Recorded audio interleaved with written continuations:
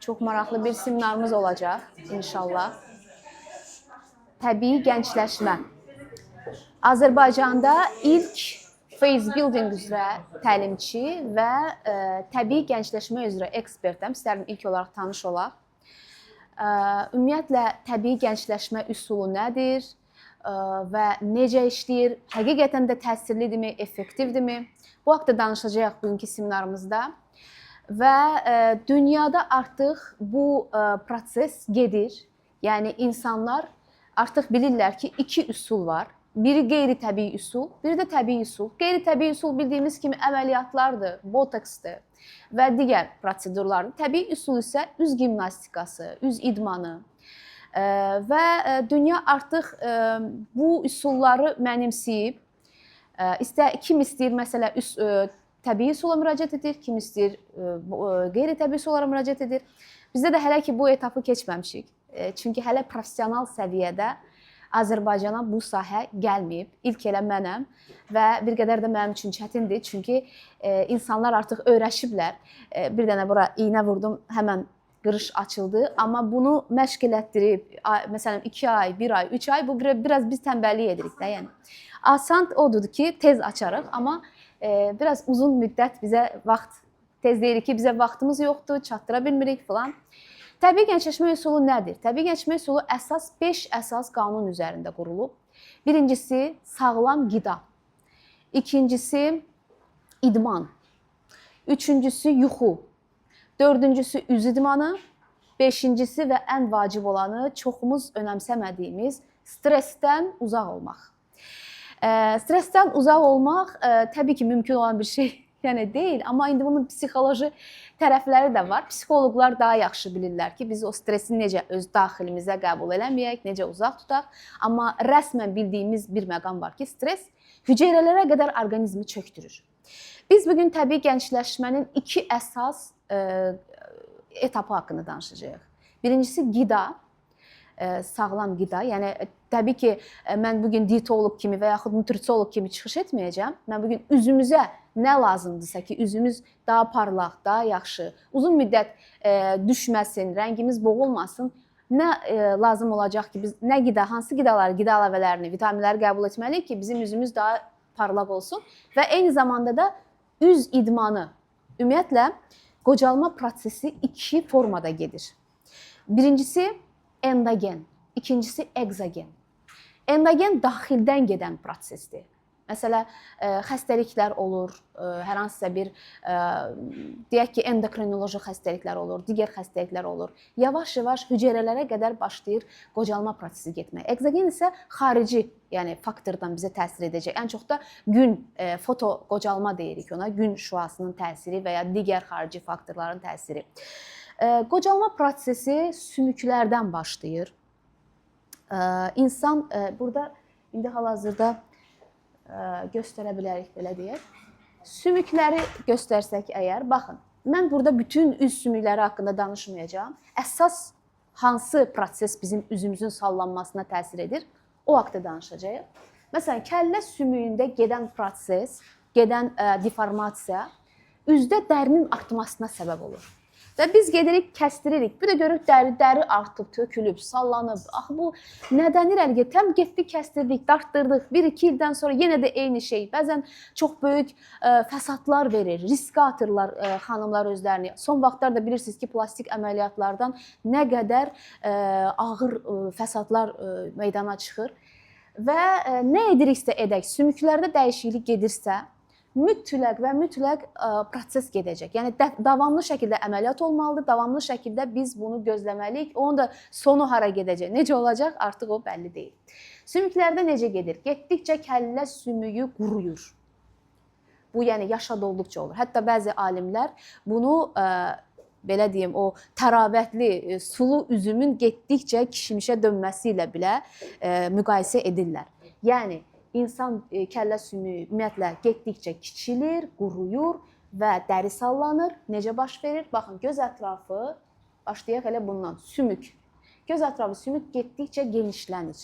Yəni, kövrəlir, genişlənir, sıxılır. Yanaq sümüyü getdikcə süzülür aşağı.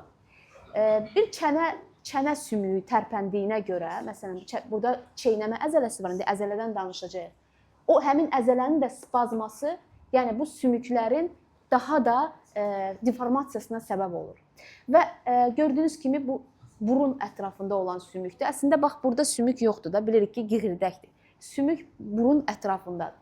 Həmin bu burun ətrafında olan sümük getdikcə genişlənir, bir-birindən aralanır, yəni kövrəlir və burun başlayır böyüməyə. Bu deformasiya getdikdən sonra hansı görünüş yaranır?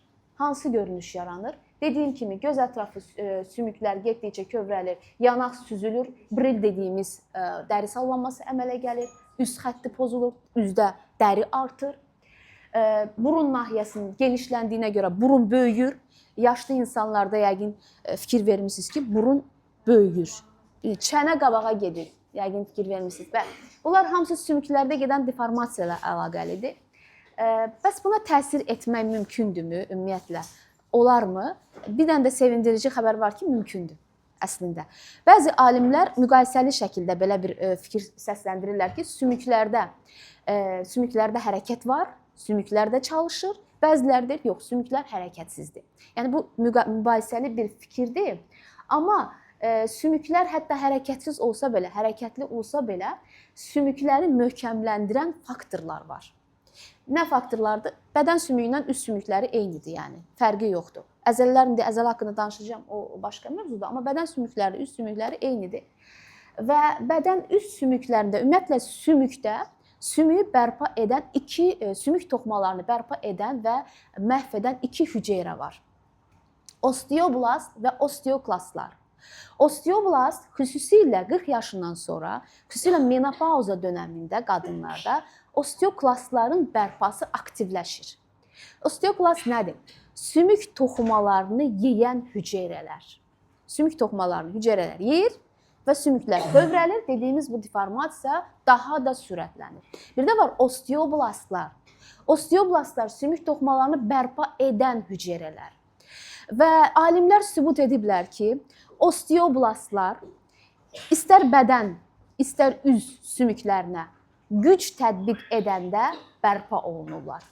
Yəni, müəyyən masaj texnikaları, müəyyən gimnastik çalışmalar və üz sümüklərinə, vücud sümüklərinə fiziki təsir osteoblastların bərpasını aktivləşdirir və sümük möhkəmlənir.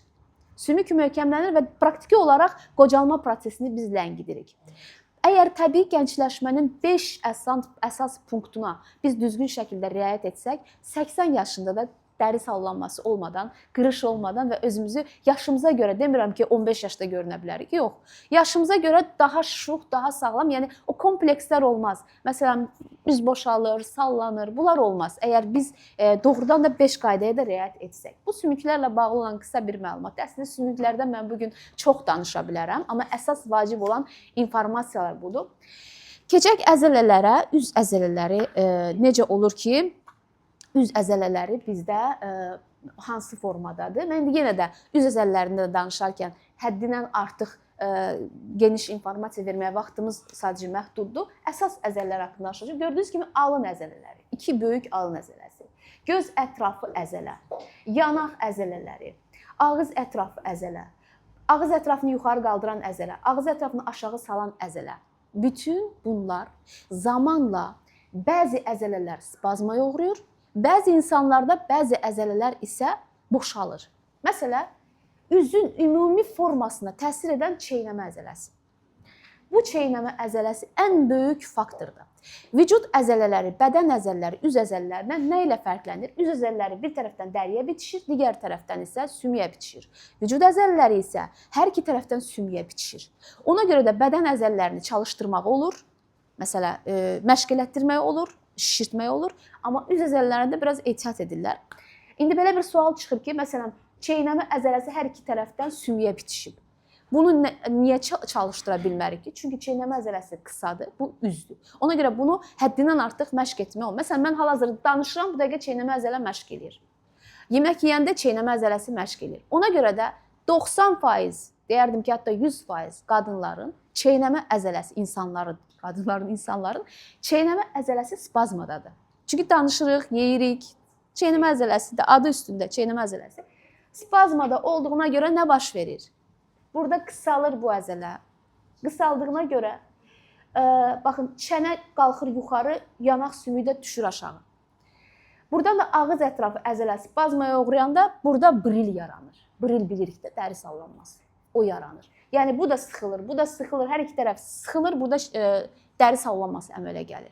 Və biz kursumuzda mütləq birinci növbədə spazma, bu əzələ spazmalarını aradan götürürük. Bu çox vacib olan bir məsələdir. Keçdik, çox xanımların deyir, ay 40 yaşından sonra, 30 yaşından sonra yanağım düşdü, yanaq düşdü, üz boşaldı. Bura niyə boşaldı? Artıq 30 yaşından sonra bura boşalmağa başlayır. Məsələn, çox adamlarda bura boş, yəni üst sallanır, boşalır. Bir də xanımlar bir şeyi də kənara çıxım, necə deyirlər, haşiyədən kənara çıxım. Örtülü xanımlarda bu problem biraz fərqlidir. Məsələn, açıq geyinən xanımlarda, məsələn, baxın, bunu bağlayanda istər-istəməz digərlərinə baxanda üz o qədər də boşalmır. Çünki üzün boşalmasının bir neçə səbəbləri var. Birincisi dediyim kimi, bu yanaq əzələlərinin boşalması, yanaq əzələlərinin boşalması. İkincisi, yanaqda olan dəri altı piyin aşağı düşməsi, dəri altı piyi aşağı süzülür və yanaq boşalır. Biz məsələn, kursda nə edirik? Biz bunu məşq elətdiririk. Bunu isə gərginlikdən azad edirik. Bunu məşq elətdirsək, üzümüz bərbad vəziyyətə düşər. Çünki zaten bu hər gün bərbad vəziyyətdədir zaten. Ondan keçdik ağız ətrafı əzələyə. Zaman keçdikcə dodağımız nazikləşir. Çox xanımlar mənə deyirlər, Afaq xanım, mənim dodağım cavanlıqda elə qəşəng idi ki, amma indi niyə belə nazikdir, qırışdır üstü də, nədən irəli gəlir? Burada ağız ətrafı əzələsi var. Əslində bizim dodağımız buradan başlamır. Düz buradan başlayır, bu hissədən başlayır. Və çünki bu əzələ, dodaq əzələsi, ağız ətrafı əzələ buradadır və o getdikcə sıxılır.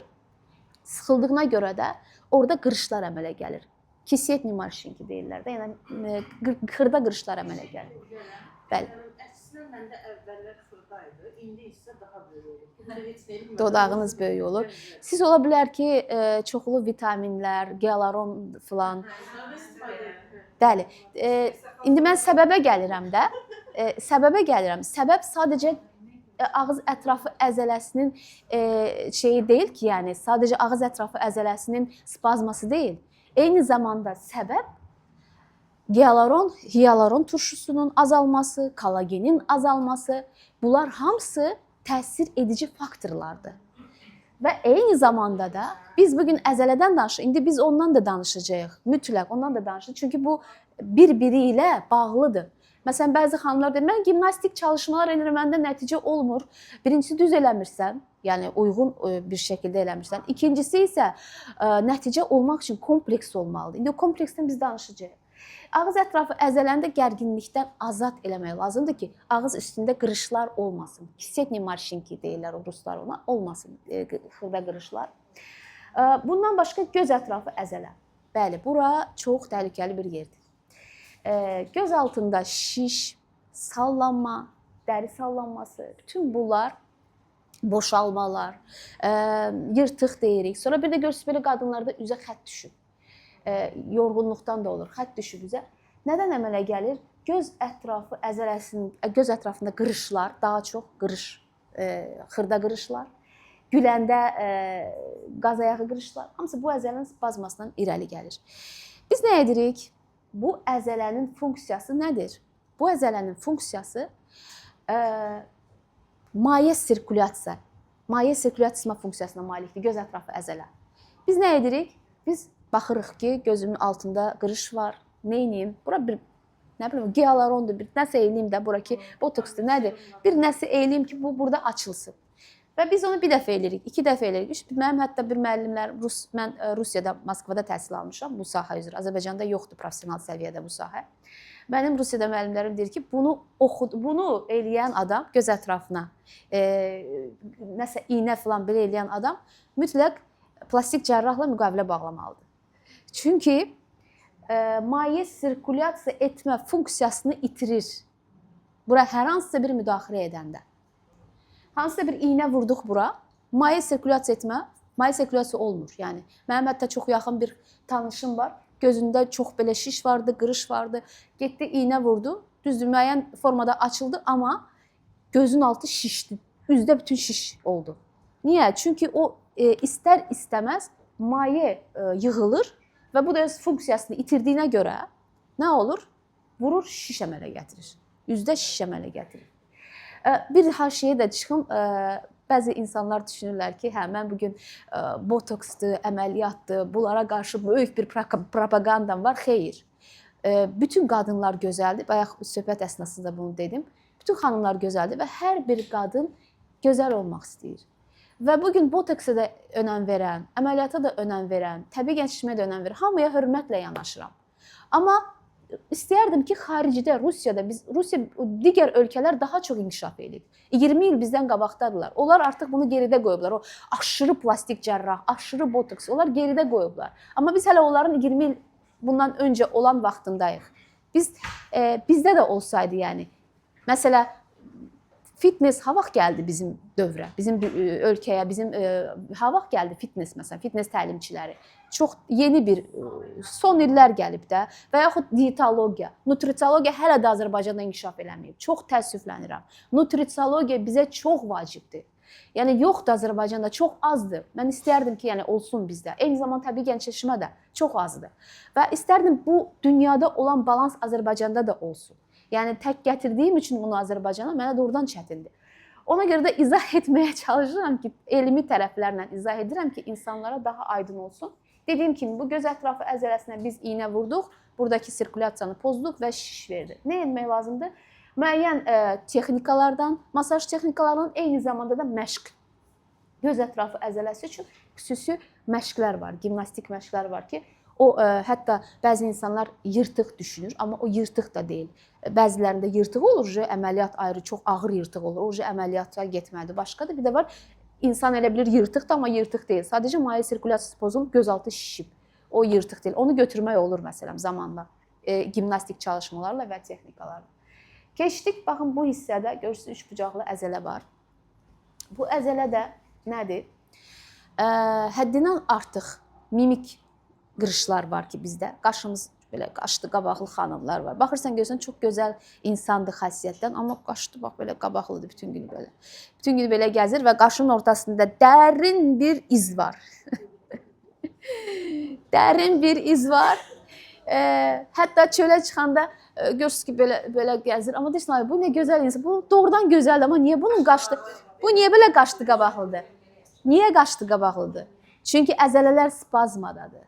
Spazmada olan əzələlərdə olan insanın üzü spazmada olan əzələlərdəsə o qaşlı qabaqlı olacaq və ortada dərin qırış olacaq. Yəni necə? Spazm olmasın, gülə-gülə getmək lazımdır.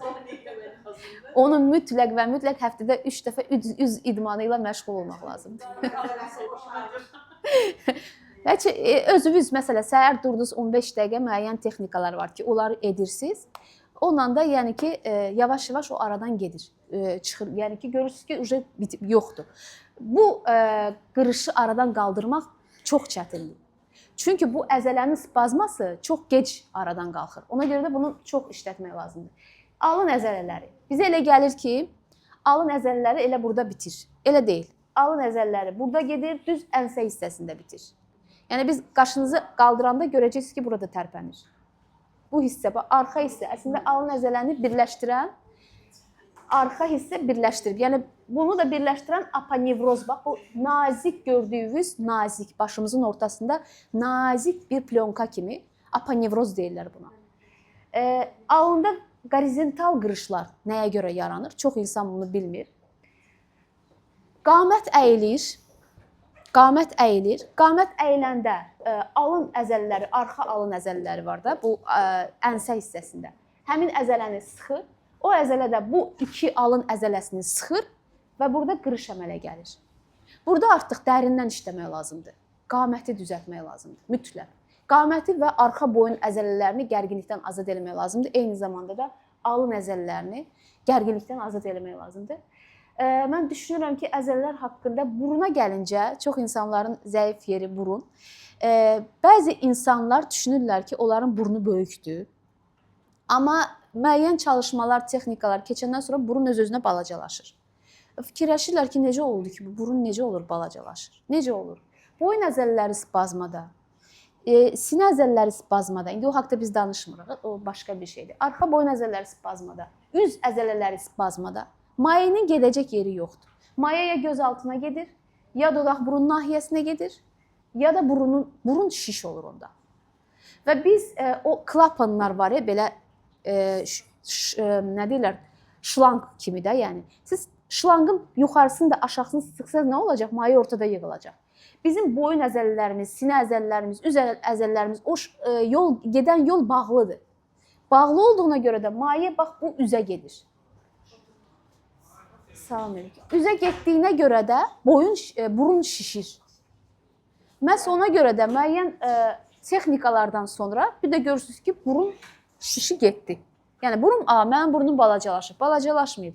Heç o böyük də deyildi. Sadəcə orada su yığılırdı. Bütün hər yer sıxılıb, su hara getsin? Ya bura eyni zamanda. Burun ətrafında olan əzələlər var, xırda əzələlər. Onlar qısaldıqca burun ucu uzanır. Yaşa dolduqca baş verir bunlar. Yavaş-yavaş 45 yaşından sonra, 50 yaşından sonra bu əzələ belə sıxılır, burun sallanır. Burun bu hissəsi sallanır.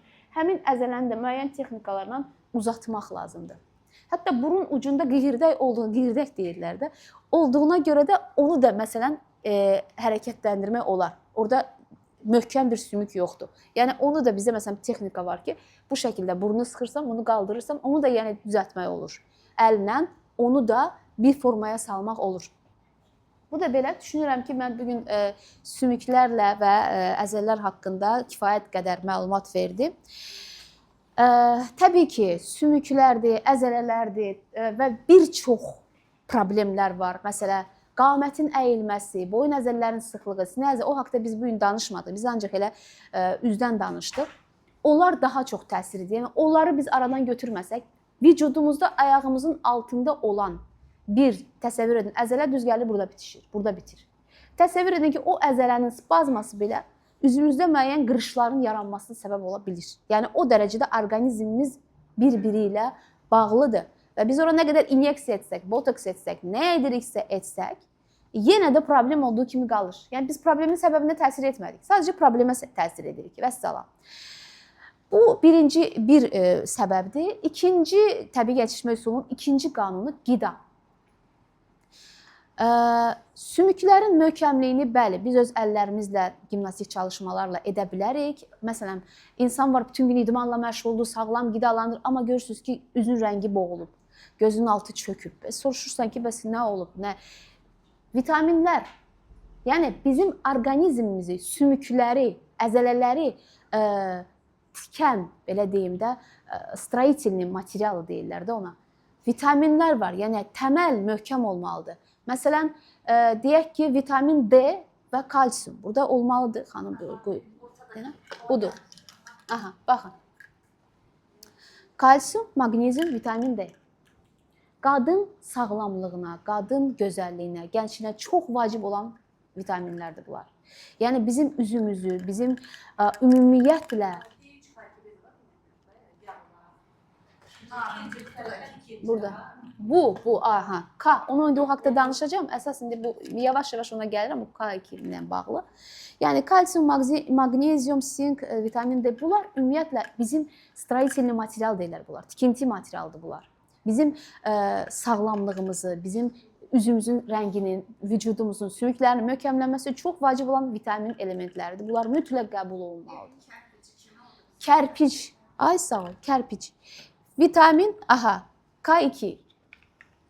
Bu vitamin, biz öyrəşmişik ki, kalsiumdan bir yerdə olsun da, yəni vitamin də əslində isə K2 çox vacib, birbaşa sümüklərə gedir. Yəni bu ən vacib olan vitaminlərdir ki, bunlar qəbul olunmalıdır və mənim ən çox sevdiyim kollagen. Düzdür, mən heç vaxt kollagen qəbul etməmişəm, xanıma da dedim. Çünki ən gözəl kollagen insanın orqanizmin özünün bərpa etdiyi kollagendir. Məsələn, biz əgər vitamin C gün ərzində içsək, burada da var, əslində bunun tərkibində də var, hamısı burada var.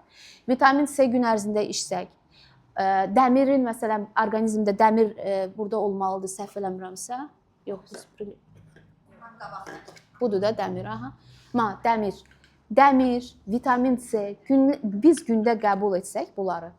Kollagen zaten və eyni zamanda idmanla məşğul olsa, sümüklərə güc tətbiq edəcək texnikalardan istifadə etsək, üz sümüklərinə, bədən sümüklərinə güc tətbiq edəcək idman texnikalarına, üz idmanı və bədən idmanı üçün texnikalardan istifadə etsək və bunları da içsək, baxın bu vitamin C-dir, dəmirdir, D3, K2, bunları da qəbul eləsək, zaten bədən özü-özünə kollagen bərpa edəcək. Yəni özü, ya hətta bizim bəzi gimnastik çalışmalar var ki, onlar da kollagen bərpa. Amma ən yaxşısı təbii ki, kollagenin özü. Kollagenin özü və burada da həmin o vitaminlərin hamısı var. Yəni mən dediyim o selenium da var, vitamin C kollagenin bərpası üçün hamısı burada var. Bu ümumiyyətlə möhtəşəm bir vitamin deposudur bu.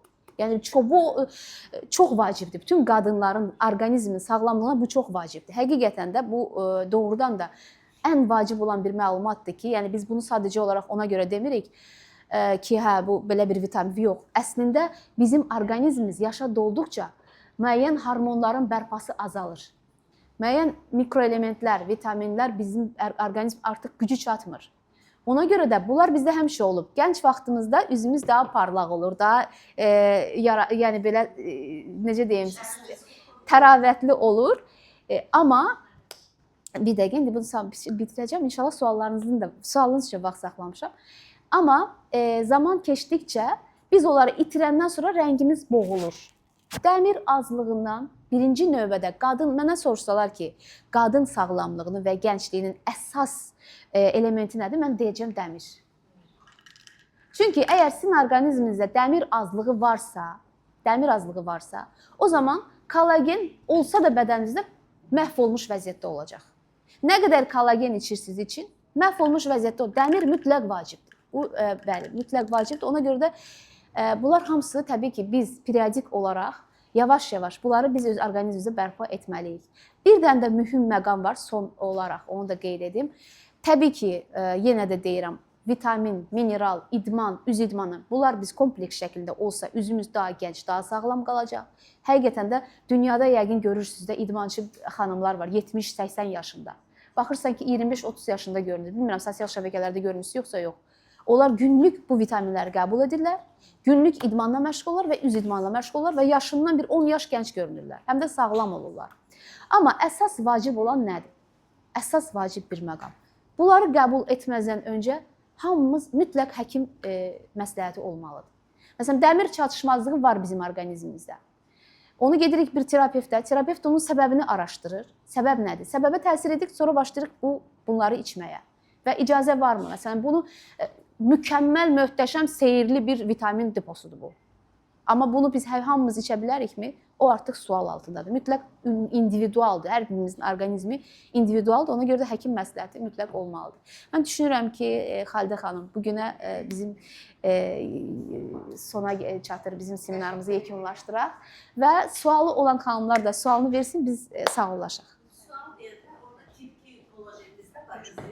Çox sağ olun. Tablet şəklində tip-2 kolajen var. Bəli, bunu bayaqları Bəli, bunu bayaqları xanım göstərdi mənə. Bəli, tip 2 kollagen.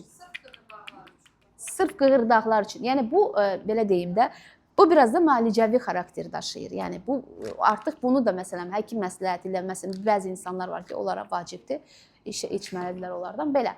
Gözəlliyimiz üçün, gəncliyimiz üçün bu vitaminlər mütləq vacibdir. 30 yaşından sonra hər kəs qəbul etməlidir həkim məsləhəti ilə. İdman, qaməti düz saxlamaq və üz idmanı. O zaman hər zaman formada.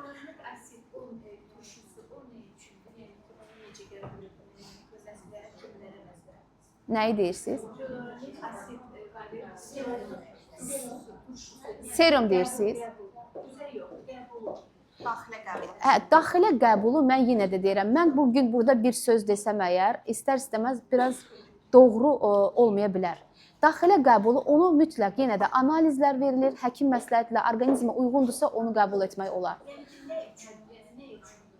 Serum deyirsiniz də, o serum üz üçün, o başqadır. Siz sera deyirsiniz.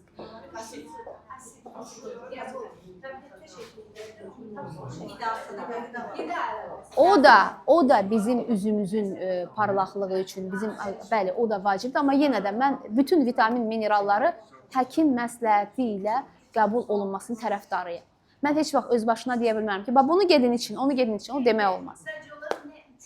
Hə, onlar hamısı bizim bəli, o üzün hamısı üzümüzün və bizim sağlamlığımızın faydası, yəni ki, vacibliyi üçündür.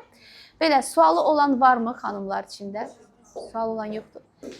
Sağ olasın, mən sizdən çox sağ olun. Mən də sizə təşəkkür edirəm.